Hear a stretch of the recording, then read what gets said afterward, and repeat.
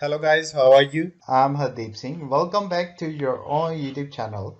IELTS updates and recent exams. For more updates related to recent IELTS exam writing test topics, listening, reading, practice test, and speaking, you got guesswork.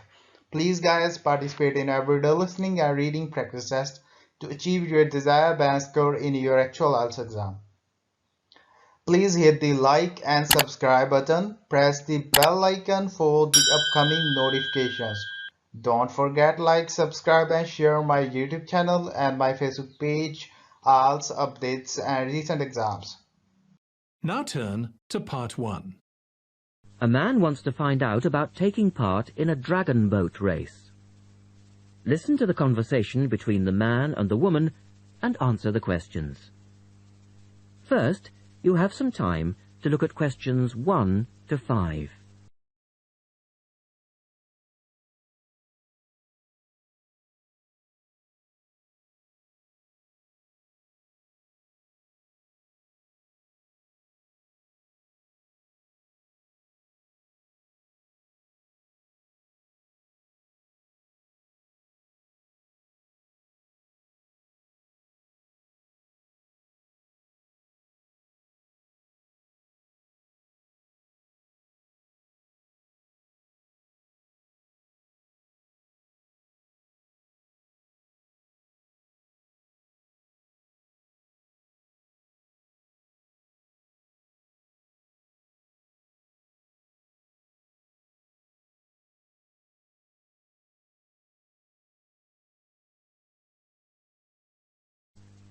Now we shall begin.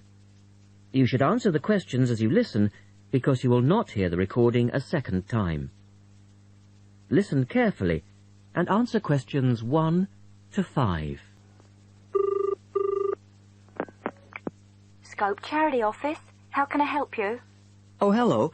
I'm ringing about the dragon boat race that you're asking people to take part in. Oh, yes. We still need a few more teams. Are you interested in joining the race? Yes, we want to enter a team, but we don't know anything about it. Could I ask you for some more information first? Of course. I don't even know when it's being held. It's taking place on the 2nd of July. Is that a Saturday? No, it's a Sunday. It's a much more popular Right. And where's it being held? at the Brighton Marina. Oh, I'm an overseas student. Could you spell that for me? Yes, it's Brighton Marina. That's Marina. Do you know where it is? I'm not sure. It's a couple of miles past the Palace Pier. Oh, yes, I know it. You take a right turning off the coast road, or you can cycle along the seafront. That's good. What time does the race start? Well, the first heats begin at 10 a.m, but you need to register half an hour before that, at 9:30, and we really recommend that you aim to be there by 9. It's a good idea to arrange a meeting place for your team. Right. And the race is to help raise money for charity? It is.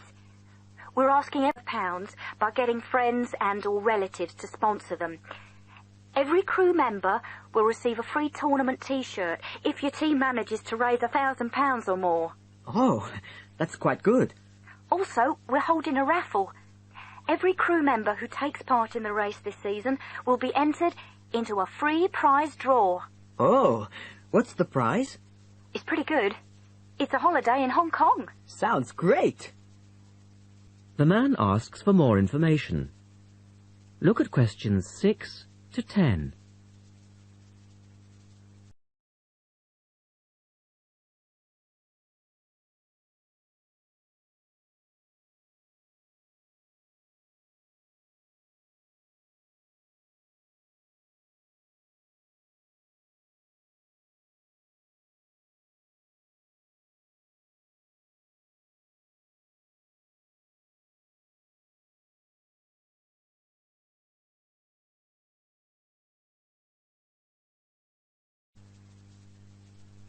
Now listen to their conversation and answer questions 6 to 10.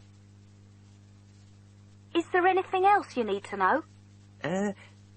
Could you just tell me a little bit more about the teams?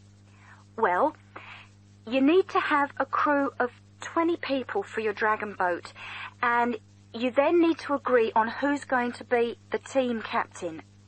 That will probably be you. Fine. I've got a group of 20 people who are interested. Do all the team members have to be a certain age? Well, there's no age limit as such, but if you have a team member who's under 18, then they have to get their parents' permission to take part.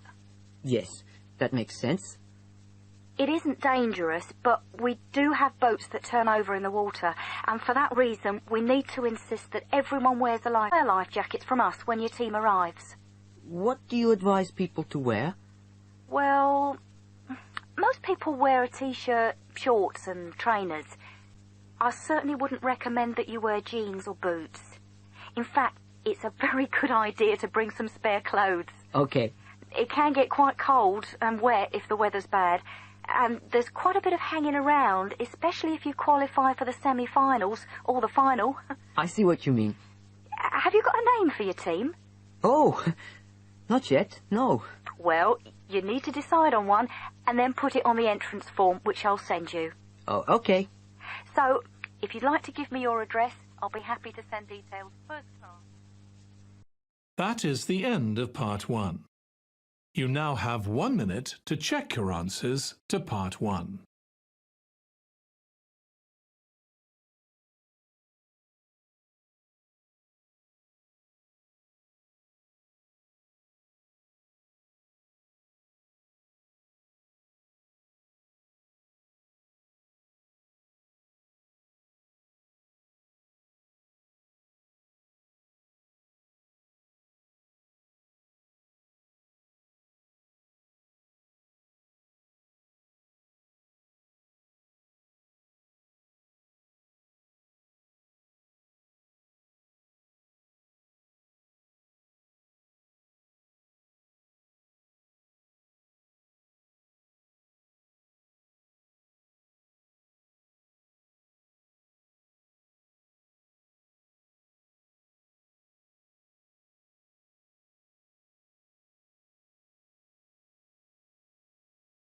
Part 2.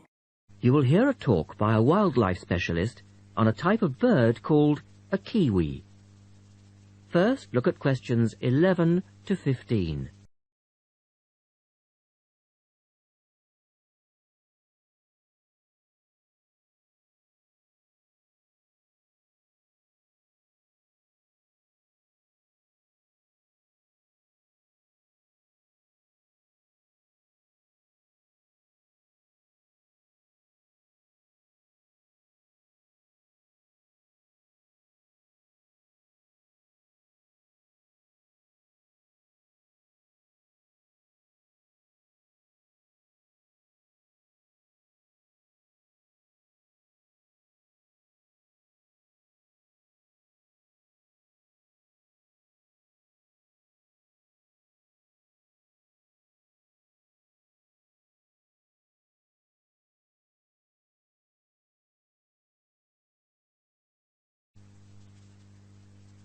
As you listen to the first part of the talk, answer questions 11 to 15.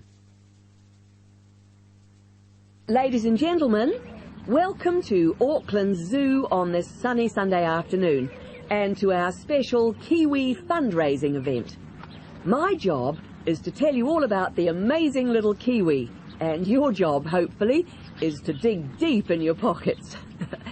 Now, for the benefit of our overseas visitors here today, I should explain first of all that the Kiwi is the national bird of New Zealand, and sometimes New Zealanders themselves are known as Kiwis. Now, while Kiwis in the wild are a rare sight, the Kiwi as a symbol is far more visible. Apart from being in toy stores and airport shops all over the world, you'll find them on... The Kiwi is the smallest member of the genus Apteryx, which also includes ostriches and emu. It gets its name from its shrill call, which sounds very much like this. Kiwi! Kiwi! Kiwis live in forests or swamps, and feed on insects, worms, snails and berries. It's a nocturnal bird with limited sight, and therefore it has to rely on its very keen sense of smell to find food and to sense danger. Its nostrils are actually right on the end of its long beak, which is 1/3 of the body length. Now, here's an interesting fact. Although kiwis have wings, they serve little purpose, because the kiwi is a flightless bird. Since white settlement of the islands, kiwi numbers have dropped from 70,000, and our national bird is rapidly becoming an endangered species. This is because they're being threatened by what we call introduced animals, animals which were brought to New Zealand, such as cats and ferrets, which eat kiwi eggs and their chicks. Now look at questions 16 to 20.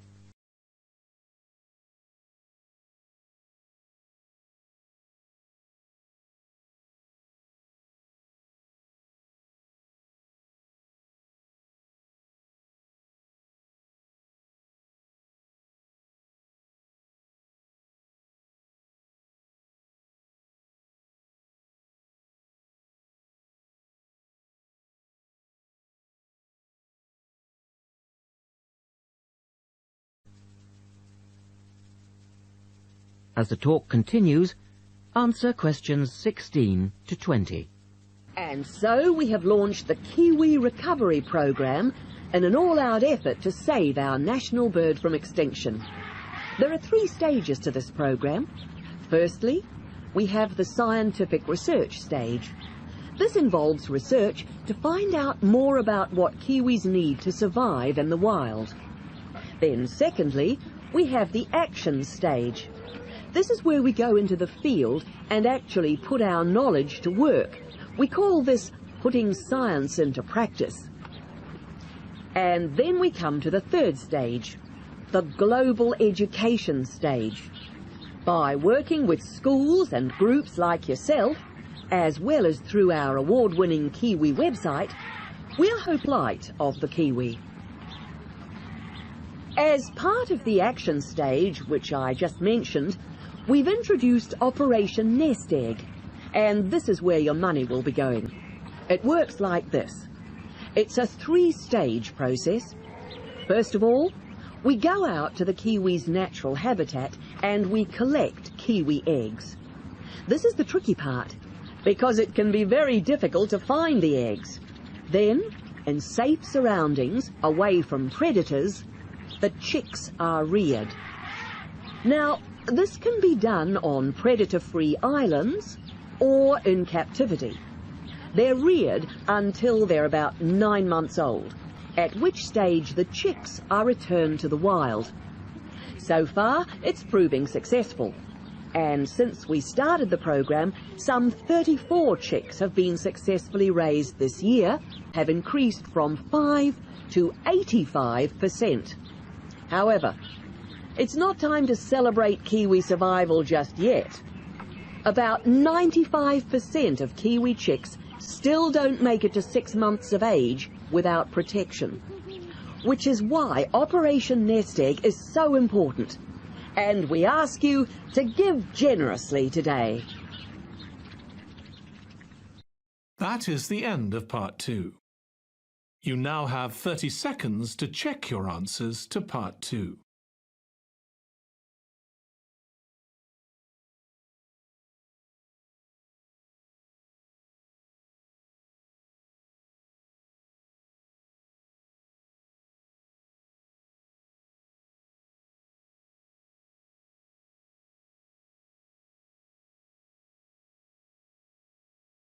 Part 3.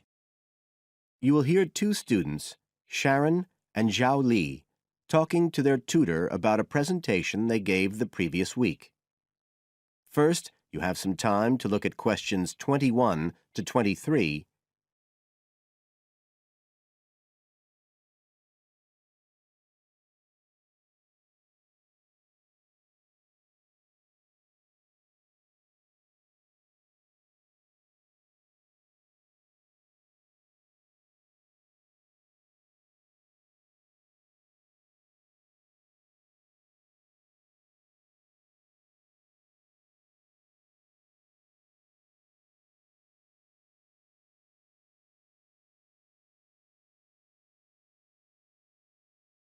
Now listen carefully and answer questions 21 to 23. So, Sharon and Zhao Li, in your presentation last week, you were talking about the digital divide, the gap between those who can effectively use communication tools, such as the internet, and those who can't. And you compared the situation here in Northern Ireland with southeast China. Right. So I asked you to do some self-evaluation, watching the video of your presentation and thinking about the three main criteria you're assessed by: content, structure and technique. What do you think was the strongest feature of the presentation when you watched it? Sharon? Well, I was surprised actually, because I felt quite nervous. But when I watched the video, it didn't show as much as I expected. So which of the criteria would that come under? Confidence? That's not actually one of the criteria as such. Zhao Li? Technique? It's body language and eye contact, isn't it? Well, I didn't think I looked all that confident, but I think that our technique was generally good, like the way we designed and used the PowerPoint slides. So you both feel happiest about that side of the presentation? Yeah. OK, now on the negative side, what would you change if you could do it again? Well, at first I'd thought that the introduction was going to be the problem, but actually I think that was OK. We defined our terms, identified key issues. It was more towards the end. The conclusion wasn't too bad, but the problem was the questions. We hadn't really expected there'd be any, so we hadn't thought about them that much. OK, anything else? Well, like Zhao Li says, I thought the conclusion was okay, but when I watched this on the video, I thought the section on solutions seemed rather weak. Can you think why? Well, we explained what people are doing about the digital divide in China and Northern Ireland, but I suppose we didn't really evaluate any of the projects or ideas. It was just a list, and that was what people were asking us about at the end mostly. You now have some time to look at questions 24 to 30.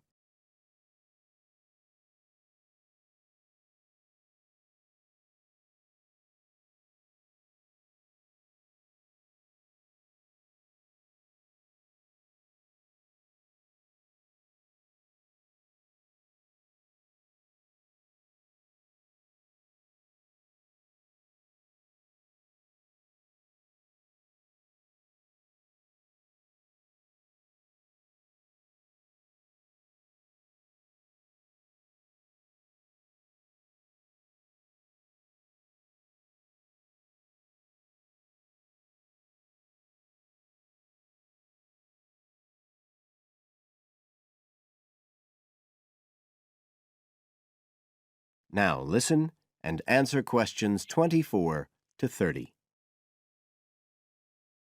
OK. Now, I also asked you to get some peer evaluation from the other students. Yes, well, people said it was interesting, like the fact that in China, the internet was used more for shopping than in Northern Ireland. They said sometimes it was a bit hard to understand because we were talking quite fast, but we didn't think so when we watched the video. No, it's a bit different, though, because you know all this information already. If you're hearing it for the first time, you need more time to process it. That's why signposting the structure and organisation of the talk is important. That seemed OK. No one mentioned that as a problem. Some people said that we could have had more on the slides, like some of the other groups had nearly everything they said written up on the visuals as well. But other people said the slides were good. They had just the key points. Yes. And most people said we had quite good eye contact and body language. They all pointed out we'd overrun. They all said we were 5 minutes over. But we timed it afterwards on the video, and it was only 3 minutes. We were a bit unsure about the background reading at first, but I think we did as much as we could in the time. Anyway, no one commented on that under content. But one thing that did come out was that they liked the fact we'd done research on both Northern Ireland and China. Most other people had just based their research on one country. We managed to get quite a lot of data from the internet, although we had to do our own analysis, and we did our own surveys as well in both countries. So the class gave us best feedback for content, but it was all okay. Right. Well, that's quite similar to the feedback I'm giving you. I was very impressed by the amount of work you'd done and by your research methodology. So, actually, I'm giving you full marks for content. 5. Oh. The structure of the presentation was good, but not quite as good as the content. So, I gave that 4. And the same for technique. So, well done. Thank you. Now, the next stage is to write up your report. So, just a few pointers for you here. First of all, in your presentation, I think your ending was rather abrupt. You suddenly just stopped talking. Yeah. It wasn't a big problem, but think about your closing sentences in your report. You want to round it off well.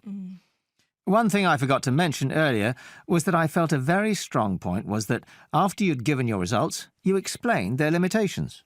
The fact that we didn't have a very reliable sample in terms of age in China. Yes, that section. So don't forget to include that.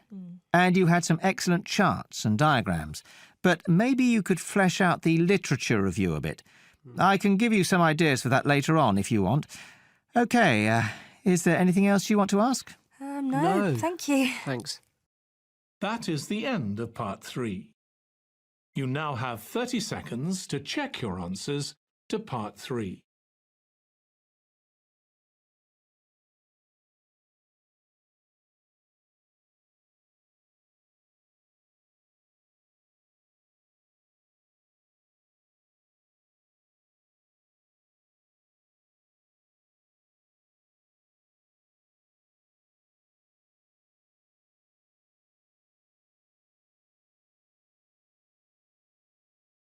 Part 4. You will hear a student giving a presentation about some ways of dealing with the problems of urbanization and city growth. First, you have some time to look at questions 31 to 40.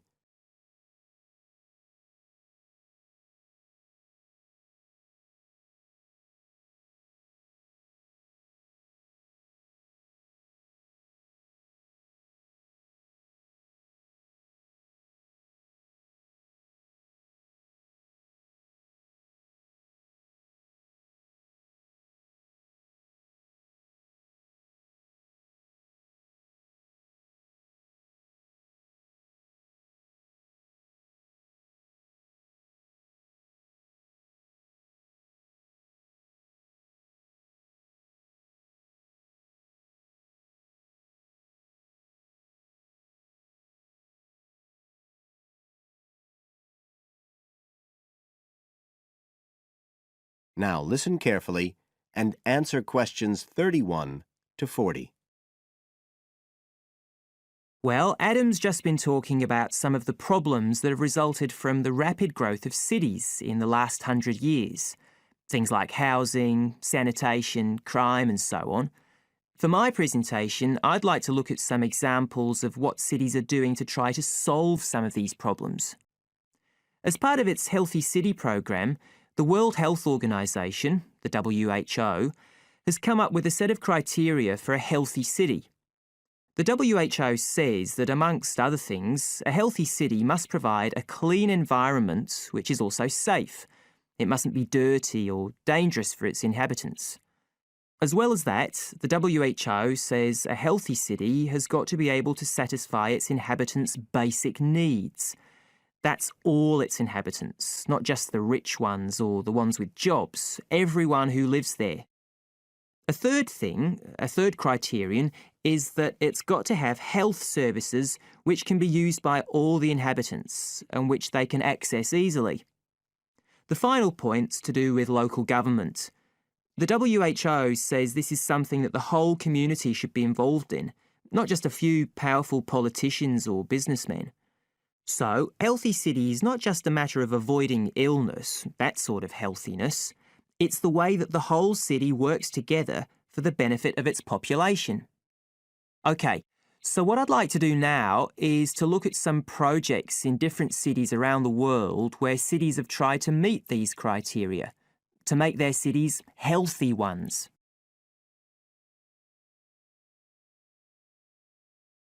Right. The first project I'm going to discuss took place in Sri Lanka, and this project was called the Community Contract System. Its aim was to improve the places where the poorest section of the population lived, the squatter settlements.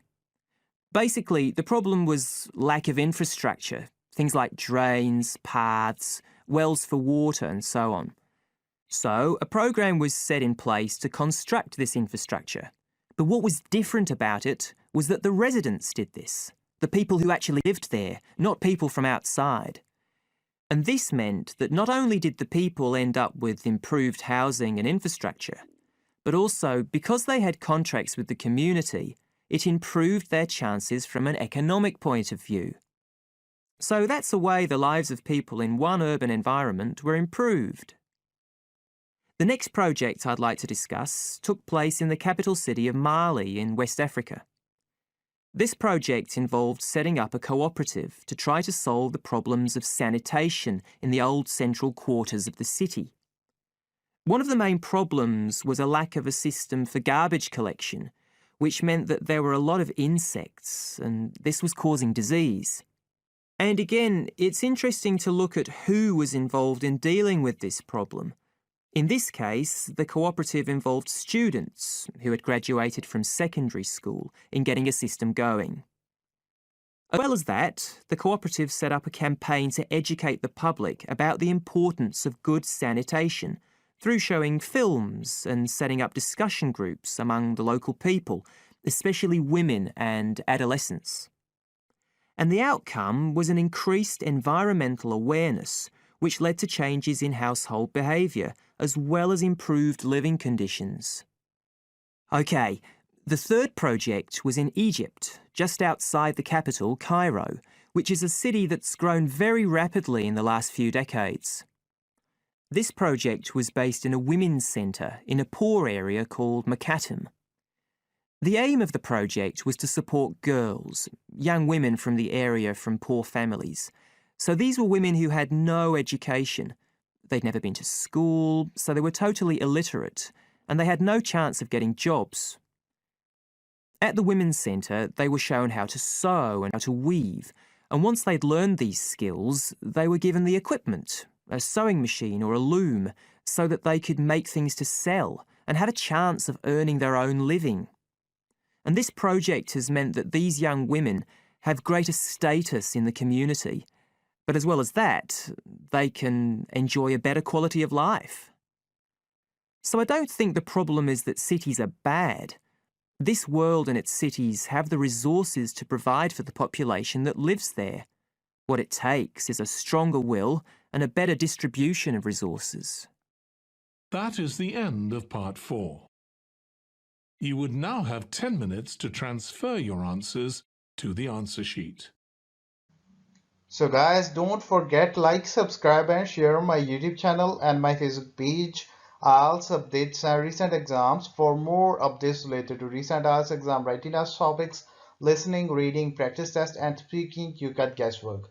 Please guys, participate in everyday new IELTS listening and reading practice tests to achieve your desired band score in your actual IELTS exam. For more IELTS material, visit my official website www.ieltsupdatesandrecentexams.com. The link is given below in the description. If you need PDF files of latest IELTS material, then please join my Telegram channel. So guys, please write your score below the comment section.